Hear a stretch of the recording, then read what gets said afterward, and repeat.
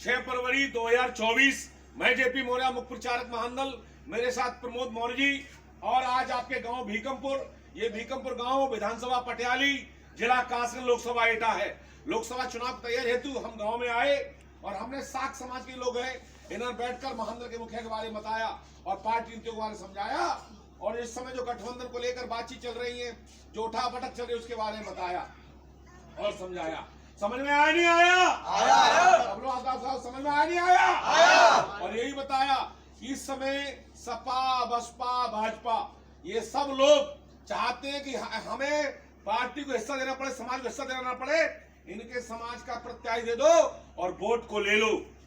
अब हम बताना चाहते हैं, जब यादव समाज अपनी पार्टी वोट करता है और जाटव समाज अपनी पार्टी वोट करता, ठाकुर ब्राह्मण अपनी पार्टी वोट करता है, तो हम भी तो अपनी पार्टी वोट करेंगे नहीं करेंगे?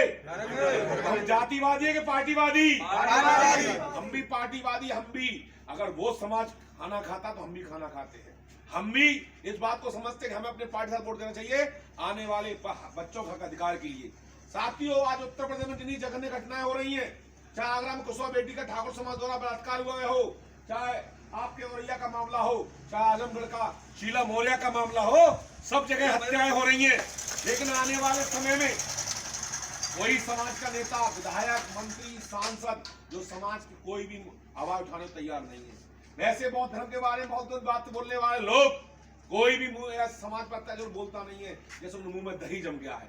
लेकिन एक व्यक्ति महानंदल राष्ट्रमानी केशव देव मौर्य, कहीं घटना होती है वो आवाज उठाते हैं, उनके कार्यकर्ता आवाज उठाते हैं और न्याय भी दिलाते हैं। शीला मौर्य हत्याकांड में नया मुखिया जी ने दिलाया, राजा रजौरत का मामले में मुखिया जी ने दिलाया, वो लोग जेल गए। बहुत से ऐसे मामले भी हैं जहाँ मुखिया हमेशा आवाज उठाते हैं। मेरे साथियों, क्या ऐसे मुखिया का साथ देना चाहिए? तो आप लोग साथ दोगे? तो मैं चाहता हूं कि महानंदल के मुखिया के सम्मान में पूरी ताकत से ना लगाना, जिससे ये वीडियो चला जाए, लखनऊ में बात चली जाए और दिल्ली में बात चली जाए।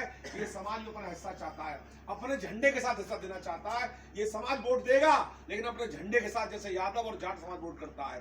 तो आप लोग महानंदल के मुखिया पर वोट करेंगे नहीं करेंगे?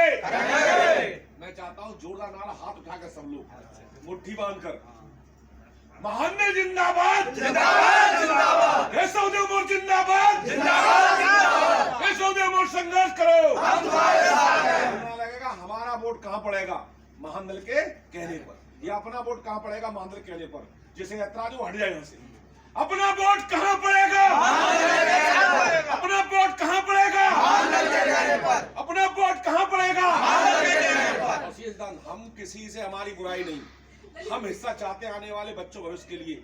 जो गठबंधन की बात करेगा महानंदल उसके चाहे बसपा हो चाहे सपा हो, जो गठबंधन की बात करेगा महानंदल उसके साथ। जो गठबंधन की बात करेगा, जो गठबंधन की बात करेगा, अब हक मिलेगा, अधिकार मिलेगा और महानंदल से न्याय में हमें हक भी चाहिए, हमें अधिकार भी चाहिए और हमें न्याय भी चाहिए। अगर न्याय सबने दे दिया होता, सपा बसपा भाजपा ने, तो महानंदल क्यों बनाया जाए?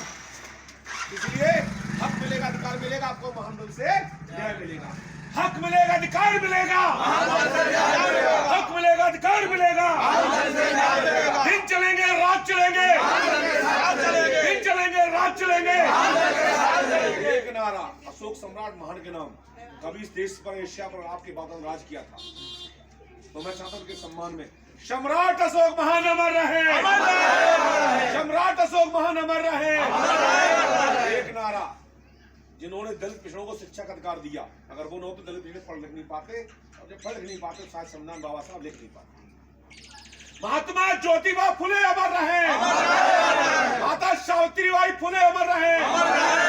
एक नारा, जिन्होंने संविधान बनाया, एक वोट डालने का अधिकार दिया और आपसे कहा जो समाज झंडे के साथ वोट करता है उस समाज का विकास होता है और जो बगैर वोट करता है उसका विकास नहीं होता। ऐसे बाबा साहब के बारे में हम चाहेंगे उनका भी सम्मान हो।